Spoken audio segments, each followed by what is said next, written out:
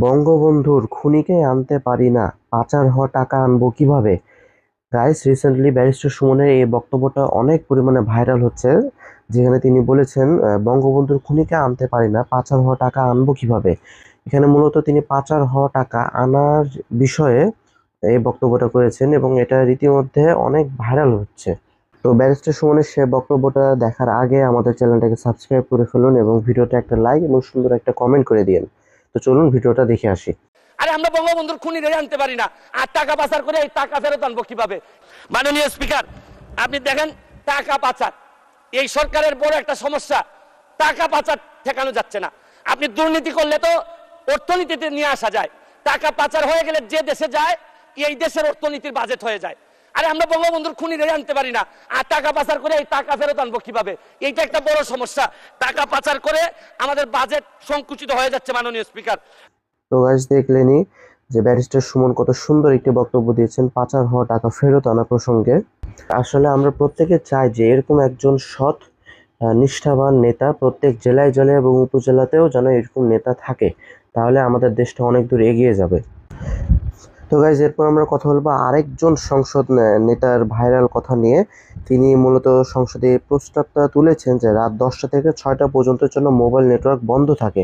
আসলে আমরা সবাই ডিজিটাল বাংলাদেশ এবং স্মার্ট বাংলাদেশের যে ইতিবাচক দিকগুলো সেগুলো সম্পর্কে জানি, কিন্তু মোবাইল ফোন বা ডিজিটাল প্রযুক্তির যে অপব্যবহারও রয়েছে সেগুলো সম্পর্কে আমরা অনেকে জানলেও কিন্তু সেটা সংসদের মতো জায়গাতে কিন্তু প্রকাশ করা হয় না। কিন্তু এই মাননীয় সংসদ সদস্য কিন্তু সেটাই এই সংসদে তুলে ধরেছেন এবং মোবাইলের যে ক্ষতিকর দিকসমূহ আছে এগুলো সম্পর্কে তুলে ধরে একটি প্রস্তাব করেন যে রাত 10টা থেকে যেন সকাল 6টা পর্যন্ত বিভিন্ন অঞ্চলে মোবাইল নেটওয়ার্ক যেন বন্ধ থাকে। কিন্তু তিনি তার সাথে এটাও তুলে ধরেছেন যে ফ্রিল্যান্সিং টাইপের কাজকাম যেন করা সম্ভব হয়ে থাকে। অর্থাৎ এটার মূল উদ্দেশ্য ছিল এরকমই যে যারা অহেতুক রাত জেগে ফোন ইউজ করে তাদের মূলত এই অভ্যাসটা ঠেকানোর জন্য মূলত তিনি এই প্রস্তাবটা সংসদে করেন। চলুন ভিডিওটা আগে দেখে আসি।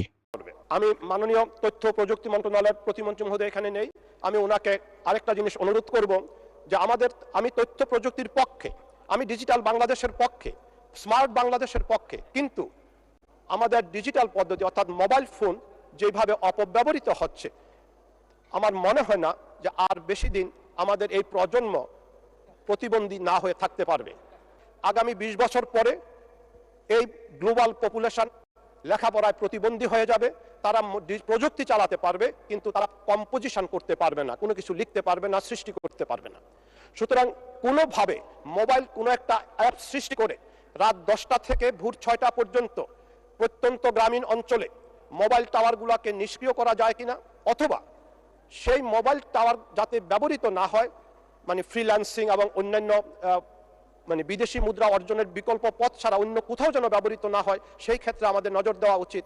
না হয় আমার রোগীর সংখ্যা যেভাবে বেড়ে যাচ্ছে, 10 বছর থেকে শুরু করে সবাই একটাই কথা, কানে শুশু করে ভুবু করে কানে শুনি না, লেখাপড়ায় মন দিতে পারি না, তাহলে আমরা কোথায় চলে যাচ্ছি?